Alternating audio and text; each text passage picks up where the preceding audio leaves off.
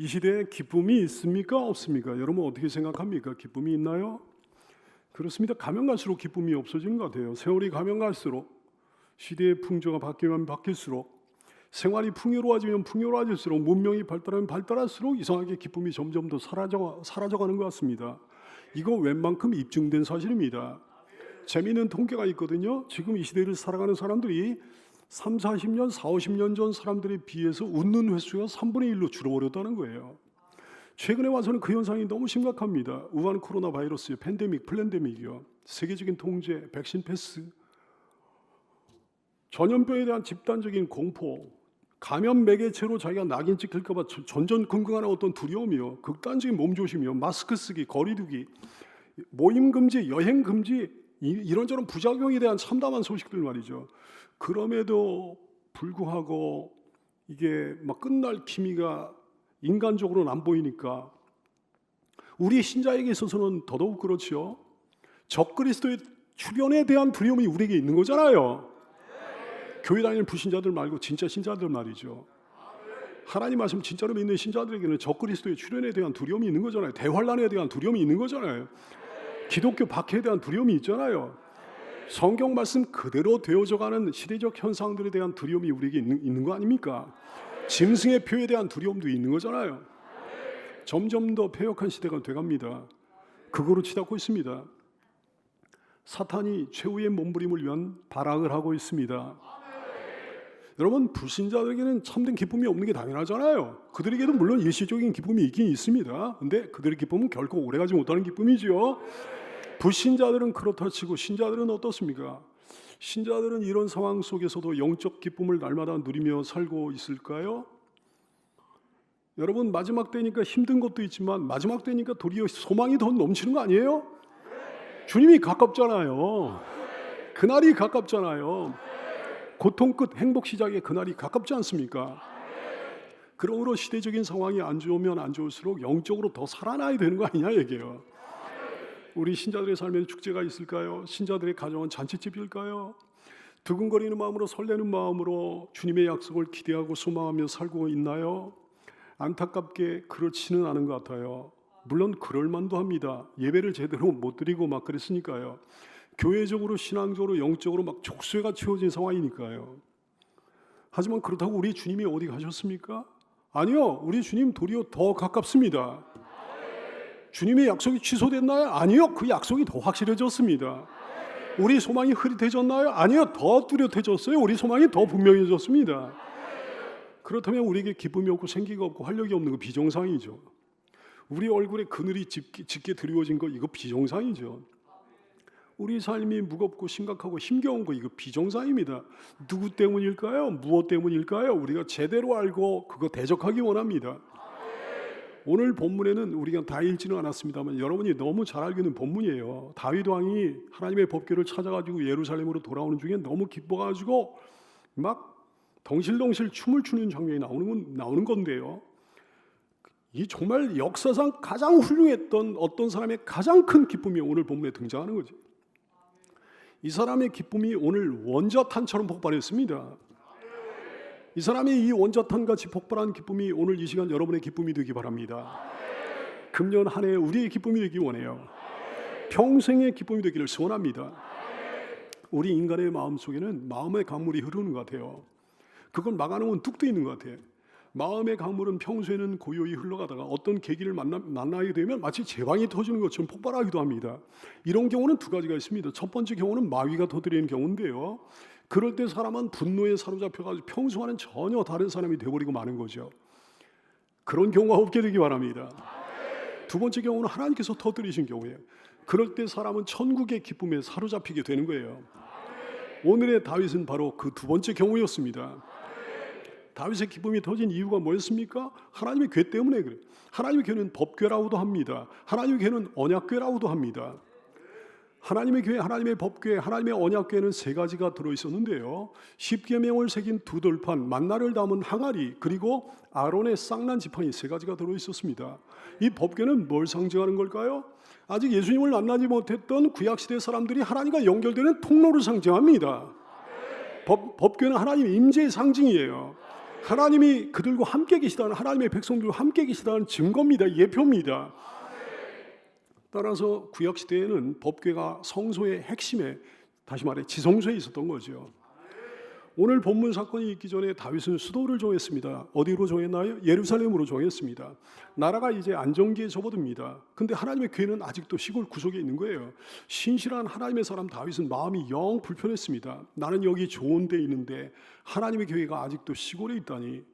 하나님의 교회를 여기로 옮겨오고 싶은 마음이 간절한 거예요. 드디어 나를 잡았습니다. 다윗은 시골에 있는 오베데돔이라는 사람의 집으로 많은 사람들을 데리고 가서 법궤를 예루살렘으로 가져옵니다. 너무나 기뻤습니다. 왜 이렇게 기쁜 거예요? 법궤가 하나님의 임재의 상징이었다니까요. 하나님이 자기와 함께 하신다는 상징이었다니까. 임마누엘의 상징이었다고요. 임마누엘, 세상에 그것만큼 귀하고 값진 게 어디 있습니까? 여러분 어떨 때 제일 기쁩니까? 아마 그때 아니겠어요? 신실한 신자는 다 그렇지. 임마누엘을 느낄 때, 하나님이 나와 함께 계심을 느낄 때, 그때만큼 기쁘고 감사하고 행복한 때는 없는 거죠. 하나님의 임재를 느낄 때, 하나님의 보호를 느낄 때, 하나님의 사랑을 느낄 때, 하나님의 능력 주심을 느낄 때, 하나님이 나를 안아주심을 느낄 때, 하나님이 내 손을 잡아주신 걸 느낄 때, 그때만큼 기쁠 때는 정말 없는 거죠. 그리스도인에게 있어서 최고의 기쁨은 정말 그겁니다. 우리 하나님으로 인한 기쁨이요. 그래서 하나님을 아는 참된 신자, 하나님의 은혜를 아는 참된 신자는 예배를 귀히 여길 수밖에 없는 거예요. 이 예배를 통해 하나님을 경배하고 찬양하고 기도하고 그분의 말씀을 들으면서 그분을 만나 뵈면서 세상에 줄 수 없는 참된 기쁨과 평안을 누리기 때문입니다. 이 기쁨은 누구와도 무엇과도 바꿀 수 없는 기쁨입니다. 시편 4편 7편 7절 말씀, 주께서 내 마음에 두신 기쁨은 특별한 기쁨이에요. 세상 사람들의 곡식과 새 포도주가 풍성할 때보다 더하니이다. 그들의 재물과 그들의 삶이 풍성할 때보다 더하니이다. 다윗도 그랬던 거예요. 하나님의 임재의 상징인 법궤, 임마누엘 약속의 상징인 법궤를 가져오면서 다윗의 마음이 그렇게도 기뻤던 거예요. 하나님으로 인해, 하나님께서 함께 하심으로 인해. 그래서 다윗은 오늘 굉장한 축제를 벌이게 됩니다. 솔직히 우리는 다윗에게 좀 미안해요. 아니, 많이 미안합니다. 다윗에게는 고작 법궤가 있을 뿐이었는데 우리에게는 법궤의 실체인 예수님이 계시잖아요. 신실한 하나님의 사람 다윗은 고작 모형을 보고 기뻐한 거예요. 근데 평범한 우리는 모형을 보고 기뻐하는 게 아니라 실체를 보고 기뻐할 수 있기 때문입니다. 신실한 하나님의 사람 다윗은 고작 법궤를 보고 기뻐했지만 평범한 우리는 놀랍게도 예수님을 보고 기뻐할 수 있기 때문에 다윗에게 좀 미안한 마음이 들어요.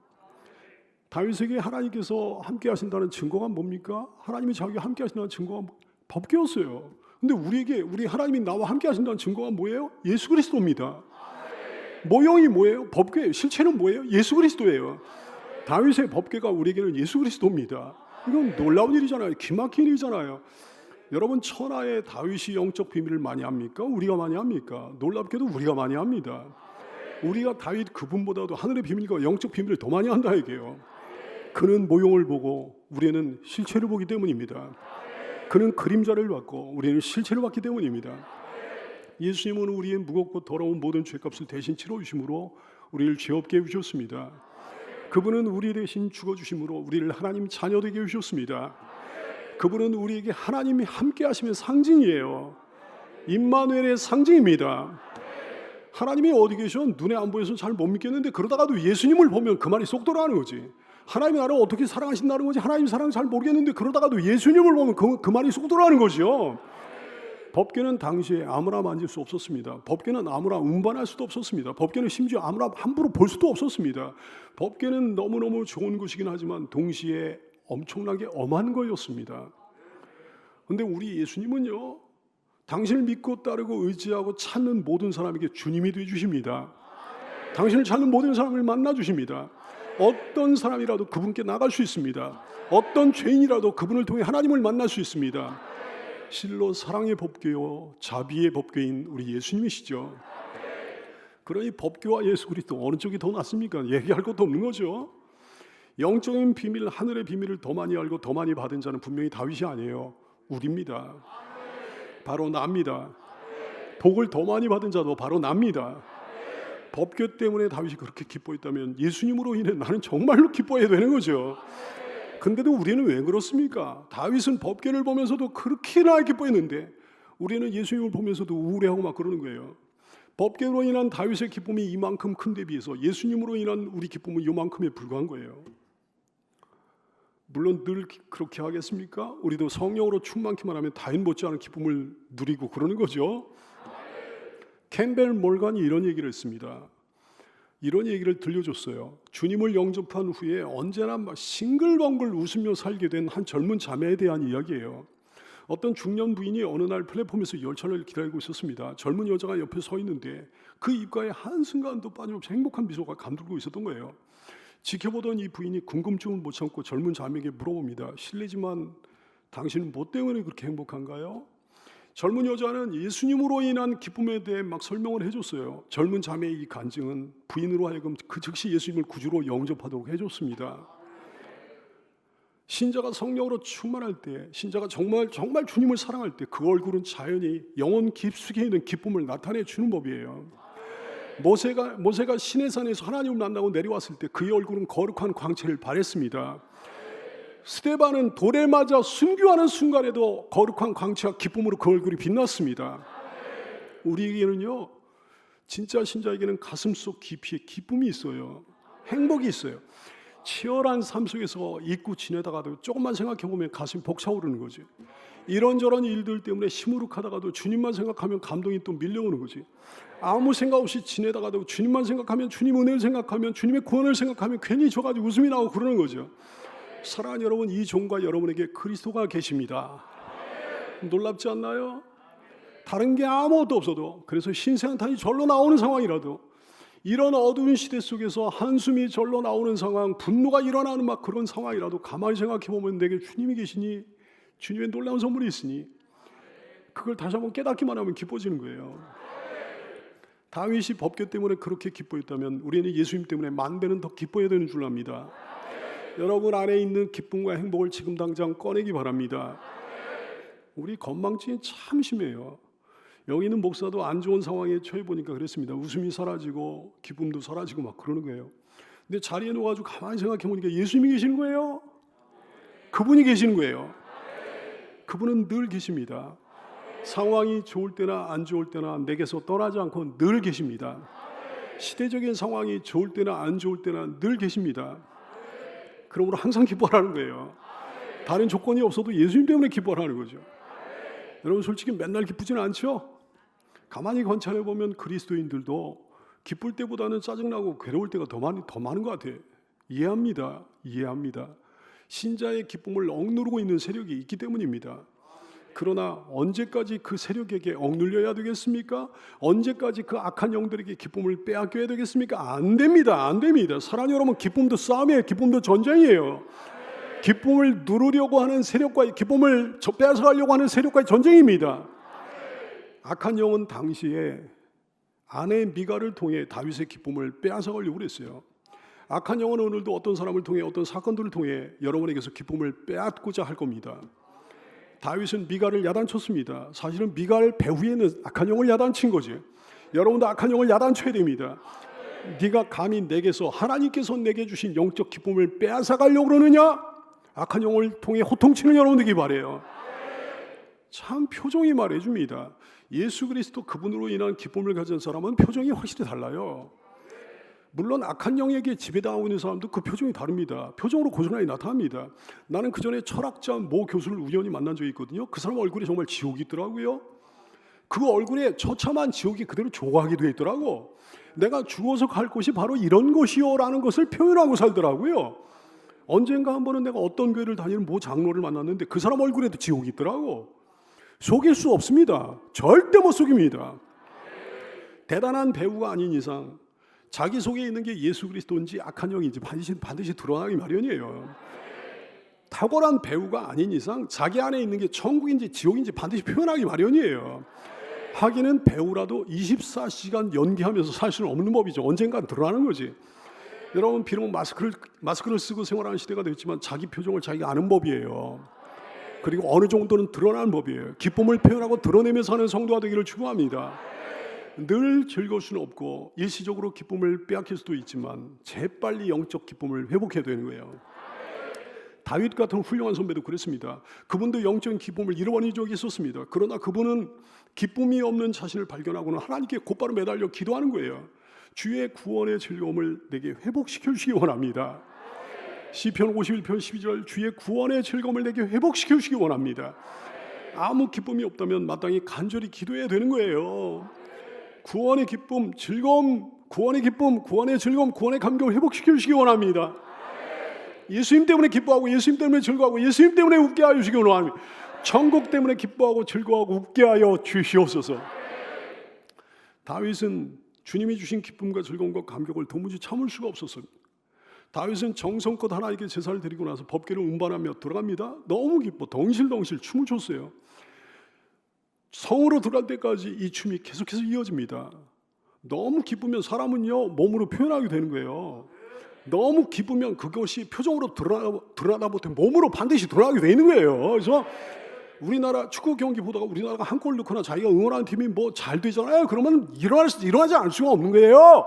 일어나가지고 막 소리를 치지 않을 수가 없는 게 두 팔을 벌리지 않을 수가 없는 거예요.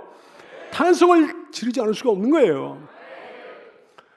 근데 신자라는 것들이 하나님이 주신 구원의 감격이 지가 응원한 팀이 한 골 넣은 것만도 못한가?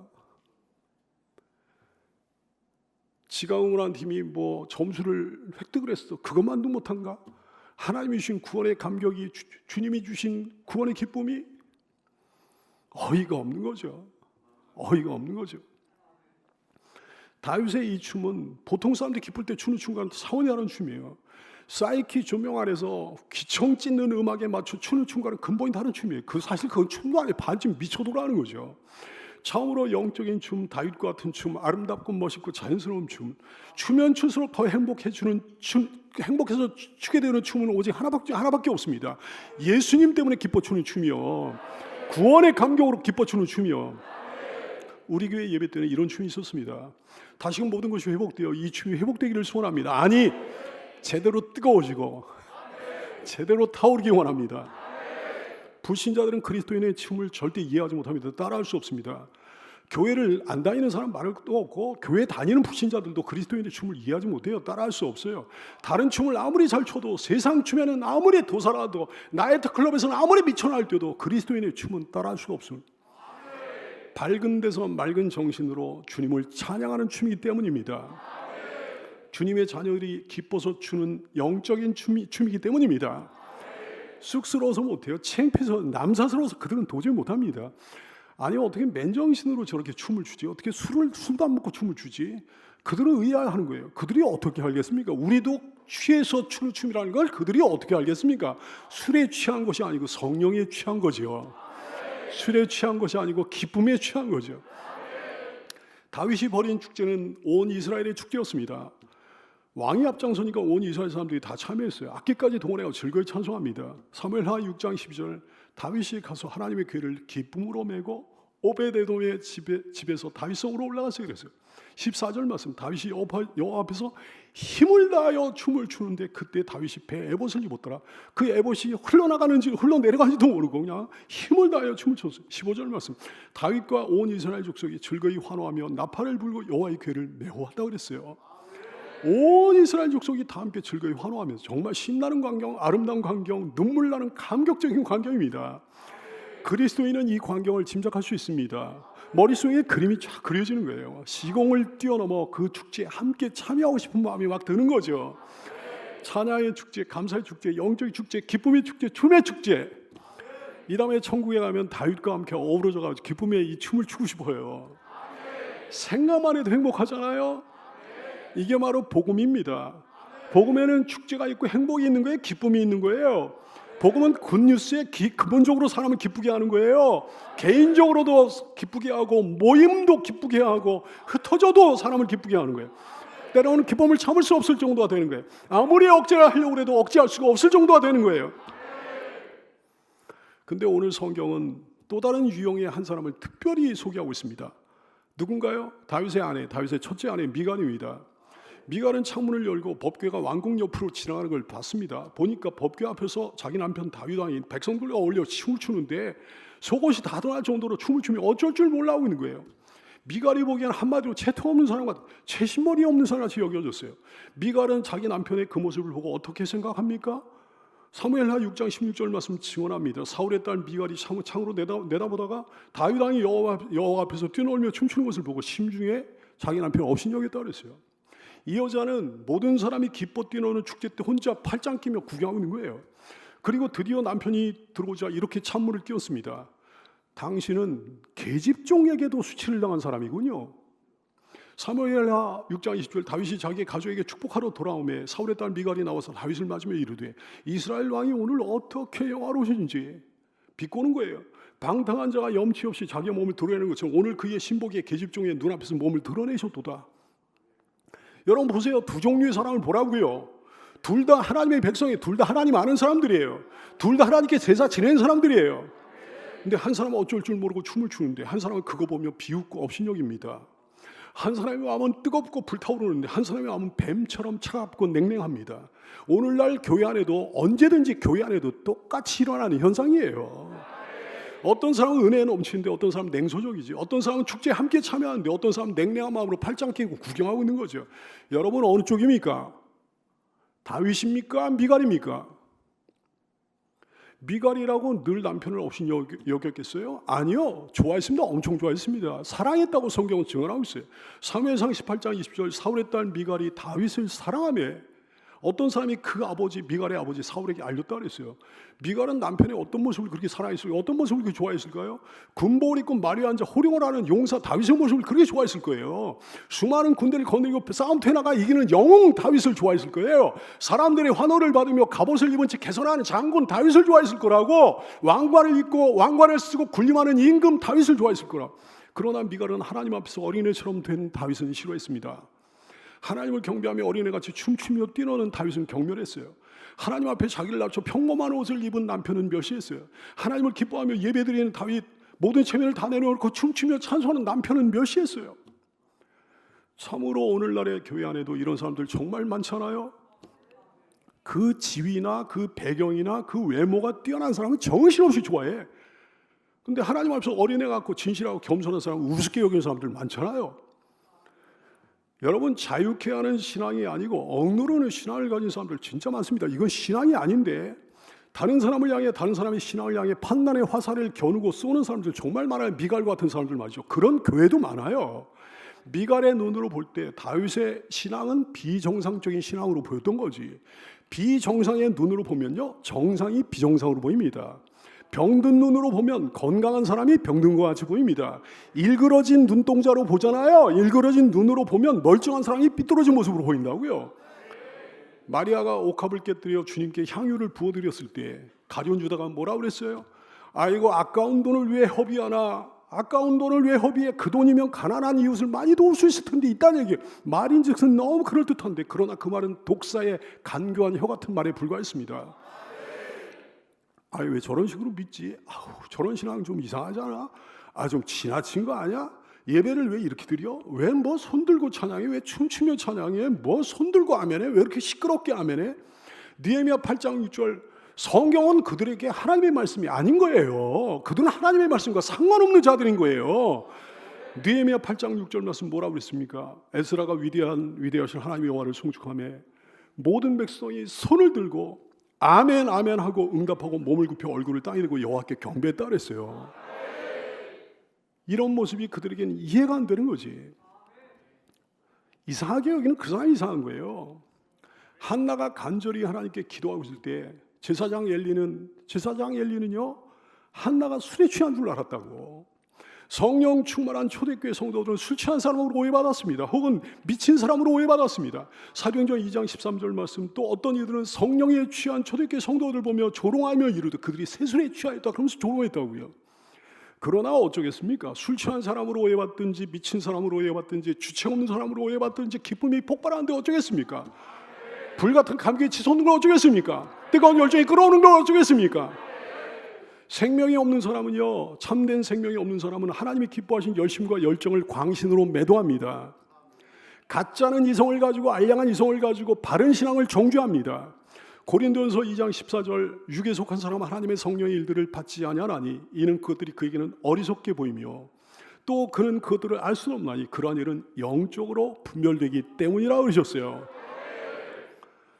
미갈이 다윗을 흉보고 정죄한 이유가 뭐였습니까? 미갈이 이상한 복음의 소유자였기 때문에 그랬어요. 육에 속한 복음이요, 세상에 속한 복음이요. 복음인데 복음이 아니야 마귀에게 속한 복음이니까. 다시 말해 복음이 아닌 복음의 소유자였기 때문에 그랬던 거예요. 육에 속한 사람 다 미갈에게는 영적인 세계가 보이지 않았던 거예요. 참된 기쁨과 행복이 이해가 안 됐던 거예요. 감사와 감격이 이해가 안 됐던 거예요. 열심과 열정이 이해가 되지 않았던 거예요. 결국 그 눈에는 하나님이 전혀 보이지 않았던 거죠. 하나님이 함께 하심을 참으로 느끼게 되면 누구라도 춤추게 됩니다. 구원의 주 예수님을 참으로 만나게 되면 함께 춤추게 되는 거예요. 그러나 하나님을 모르면 마음이 냉랭해지는 거지. 구원의 주 예수님을 모르면, 예수님이 주신 구원의 감격을 모르면 춤추는 신자를 보고 온몸에 소름이 돋게 되는 거예요. 나이트클럽 사이키 조명 아래서 춤추는 장면은 이해가 돼. 그런 장면은 공감이 돼. 그들과는 신나게 어울려줄 수 있어. 근데 주님 때문에, 주님의 구원의 감격 때문에 춤추는 사람들 보면 소름이 돋는 거예요. 미갈처럼. 다윗은 미갈에게 대답합니다. 내가 한 거는 여호와 앞에서 한 거다. 사무엘하 6장 21절 말씀, 다윗은 미갈에게 이르되 이는 여호와 앞에서 한 것이니라. 두 번이나 여호와 앞에서. 그가 내 아버지와 그의 온 집을 버리시고 나를 택해서 나를 여호와의 백성 이스라엘의 주권자로 삼으셨으니 내가 또다시 여호와 앞에서 뛰놀리라. 여호와 앞에서. 사랑하는 여러분, 예배는 여호와 앞에서 하는 겁니다. 기도든 찬양이든 전도든 모든 영적인 일들은 여호와 앞에서 하는 거예요. 그거 잊지 않는 여러분 되기 바라요. 그거 언제든지 기억하면 담대하게 되는 거예요. 하나님 앞에서 어린애처럼 뛰놀 수 있습니다. 혹시 여러분이 하나님 앞에 어린애처럼 되었을 때 여러분을 향해 쏟아진 비난과 정죄와 수근거림과 이상한 시선을 두려워하지 마십시오. 여호와 앞에서 하는 거잖아요. 여호와 앞에서 우리는 어린애잖아요. 갓난아기와 다름없잖아요. 판단하면 여호와께서 판단하시겠지, 말씀하시면 여호와께서 말씀하시겠지, 심판하시면 여호와께서 심판하시겠죠. 다윗은 또 대답합니다. 여호와께서 내게 모든 좋은 것을 주셨으니 나는 여호와 앞에서 뛰놀리라. 누가 뭐라고 하든지 상관없다고 그러는 거예요. 네가 뭐라고 하든지 상관없다는 거예요. 주님 섬기는 사람에게는 배짱과 고집이 있어야 되는 거죠. 다른 쓸데없는 고집은 다 버려야 마땅하지만 신앙적으로는 누구 앞에서 양보가 없어야 되는 거예요. 다 주님을 떠날지라도 나는 떠나지 않겠소. 다 나를 비웃을지라도 나는 여호와를 기뻐하며 그 앞에서 어린애가 되겠소. 나같이 행복한 사람은 없다. 나같이 복받은 사람은 없다. 내가 가는 길이 옳은 길이다. 우리 교회 같은 교회가 어디 있는가? 전국의 대명문 교회가 아닌가? 세상에 수많은 교회들이 있지만 우리 교회 같은 교회는 없다. 우리 목사님, 우리 교우들 같은 분들은 세상에 없다. 영적 자부심을 가지고 힘있게 나가야 되는 거죠. 다윗은 주 앞에서는 경륜이 있는 어른이 아니고 자기 좋은 걸 끝내 하겠다고 고집 피우는 어린애 같았습니다. 그렇습니다. 주님 앞에서는 어린애같이 낮아져야 되는 거예요. 주님 앞에서 체면이 어디 있습니까? 주님 앞에 나이가 어디 있습니까? 주님 앞에 자기 신분이 어디 있습니까? 다른 사람의 시선 뭐 이런 건 상관없는 거지. 다윗은 더 낮아져도 좋다고 그러는 거예요. 자기가 더 천하게 보여도 상관없다고 그러는 거예요. 이런 마음 가진 사람을 주님이 높여주십니다. 더 고귀하게 높여주십니다. 주님 앞에서 어린애같이 순수한 사람에게 복이 있음을 평생 깨닫고 기억하는 여러분 되기 바랍니다. 다윗과 미갈, 누가 오를까요? 과연 누가 오를까요? 드디어 하나님이 심판을 해주셨네요. 다윗은 한없이 영화롭게 해주셨습니다. 미갈에게는 말할 수 없는 수치를 주셨습니다. 지금 이 시대와는 달리 당시 사회에서 여자가 아이를 못 낳는 것은 말할 수 없는 수치였거든요. 그런 수치를 주신 거예요. 사랑하는 성도들이여, 여러분 다윗입니까? 미갈입니까? 물론 다윗인 줄로 믿어요. 따라오는데 한 분도 빠짐없이 다 21세기의 다윗이 되기를 축복합니다. 금년에는 특별히 다윗으로 살기 바라요. 금년부터는 평생토록 다윗으로 살기 바랍니다. 주 앞에서 낮아지자고요. 주 앞에서 어린애 같아지자고요. 영적인 기쁨을 마음껏 누리며 즐거워하자고요. 다른 사람의 시선을 의식하잖아요. 그럼 손 드는 것도 힘들어요. 주 앞에서 일어나서 찬양하는 것도 힘들어요. 춤추며 찬양하는 거 정말 힘들어요. 주 앞에서 아멘이라고 외치는 거 정말 힘들어요. 다른 사람을 의식하면요. 그러나 하나님 앞에서 하면 그 모든 것이 자유로워지는 거예요. 주 앞에서 춤출 수 있기 바랍니다. 주님이 주신 기쁨을 다윗처럼 표현하고 자랑하는 여러분 되기 바랍니다. 세상 걱정으로, 세상 염려로 찌들었던 인상을 활짝 펴기 바래요. 예배를 사모하고 예배 때마다 기쁨이 넘치기 바랍니다. 어떤 부자가 말을 타고 행차하다가 앞에서 다리를 저는 초라한 사람이 신나게 춤추는 걸 봤네요. 아니, 나는 부귀영화 다 누려도 춤출 일이 없는데 저 거지 같은 인간 도대체 뭐가 저렇게 좋아가지고 저렇게 즐겁게 춤을 추고 있나. 부자가 너무 궁금해하고 물어봤어요. 그랬더니 이 사람이 대답합니다. 내가 기뻐 춤을 추는 이유가 세 가지입니다. 첫째로, 하나님께서 나를 만물 중에 가장 귀한 사람으로 지어주신 것 때문에 너무 기쁩니다. 둘째로, 내가 비록 지금 다리를 절고 있지만 다른 데는 다 건강하기 때문에 너무 기쁩니다. 셋째로, 죽게 되면 내가 하나님 품 안에 있을 것을 생각하니 너무 기뻐 춤을 춥니다. 여러분은 아마도 그 사람보다 기쁨의 이유가 100배, 1000배, 10,000배는 더 많지 않겠어요? 간절히 소원하건대 사랑하는 여러분이요, 오늘 본문의 다윗처럼, 그 다리 저는 사람처럼 예수님으로 인한 영적 기쁨 까닭에 삶 가운데서 늘 기쁨의 축제와 잔치가 벌어지는 2022년 되기를 축복합니다. 따라서 한번 크게 외쳐볼까요? 기쁨 폭발! 기쁨 폭발! 기도하겠습니다.